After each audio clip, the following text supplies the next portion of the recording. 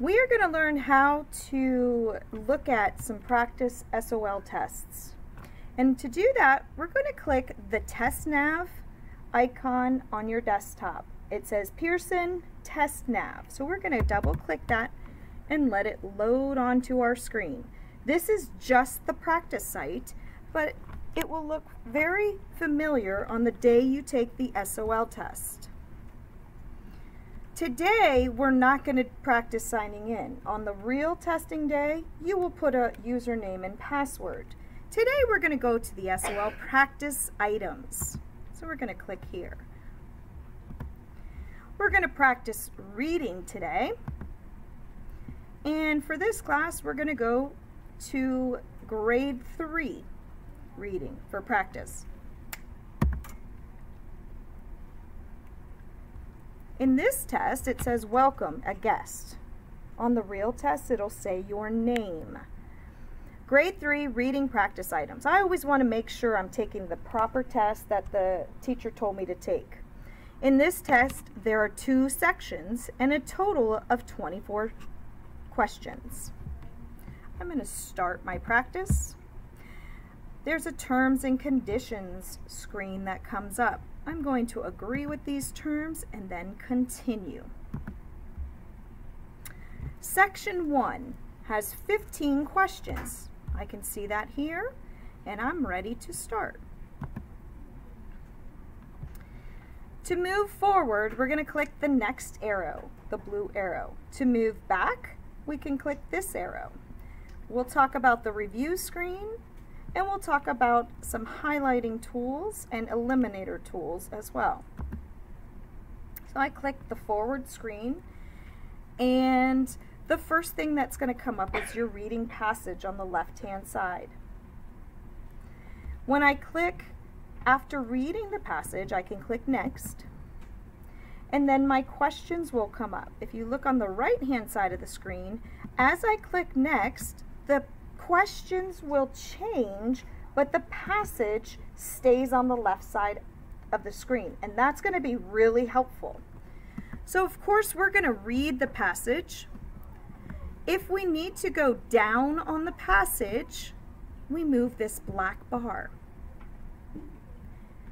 If we want to highlight something like important information,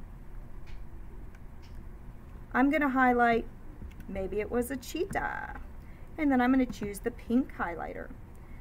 Maybe down here I want to highlight its paws are like a dog's paws, and I want to highlight that blue. And then I want to highlight maybe the backbone. If I messed up on highlighting something, I'm going to highlight it this time, but now I'm going to select the unhighlight tool, and it goes away. For my questions, I am going to read my questions very carefully. I'm always going to read the directions 2 or 3 times. I'm always going to read my questions 2 or 3 times, so I know exactly what the question is asking me. I'm going to show you how to use this answer eliminator tool. If I know that something is wrong, and I know that possibly can't be the answer, I'm gonna exit out, and we call this /trash or the eliminator. See how it puts an X, a red X. Now, I can't cross them all out because 1 or 2 has to be the answer. And when I look up here, it says select the correct answers. Interesting. I am actually going to highlight that so it stands out to me. Answers means more than 1. I accidentally crossed all these out, but when I go back and click on them, I can remove the /trash or the X. In a particular section, you can bookmark a question for review. Let's say I answered and then I moved on. Let's say I chose this answer and I go back to my review screen. There are questions that I can mark here for review. Did I mark question 1 for review? Yes, you see the little bookmark. So I can actually go click on that and reread the question, reread the passage, and take it again, or answer it again.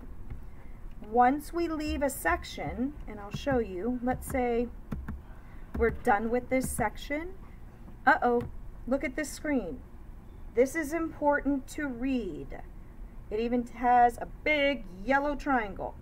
You have reached the end of the questions for this passage. You can select the review button to review any questions. We did that, right? Pretend.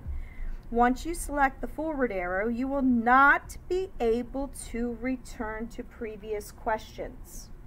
So once I select my forward arrow, I won't be able to go back. So let me show you what that looks like. A new passage and new questions will come up. Can I go back to the Cheeto passage? No. At this time, I've reviewed it, I checked it.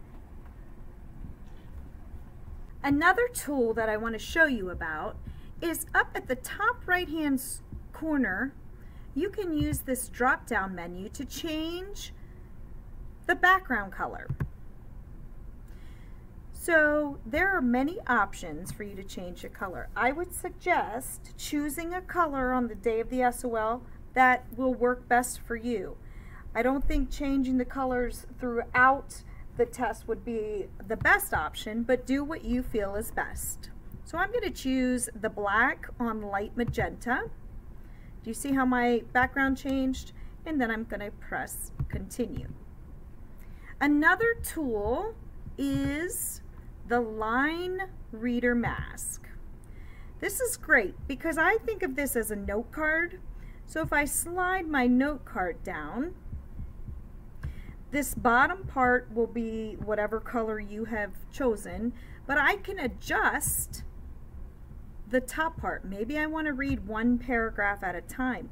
Maybe I'm stuck on a question and I just want to read one sentence at a time. Maybe I want to adjust so that I can only read 1 or 2 sentences at a time, or 3 sentences, and then I can slide this down as I read. If that's going to help you, you can certainly add that tool and practice.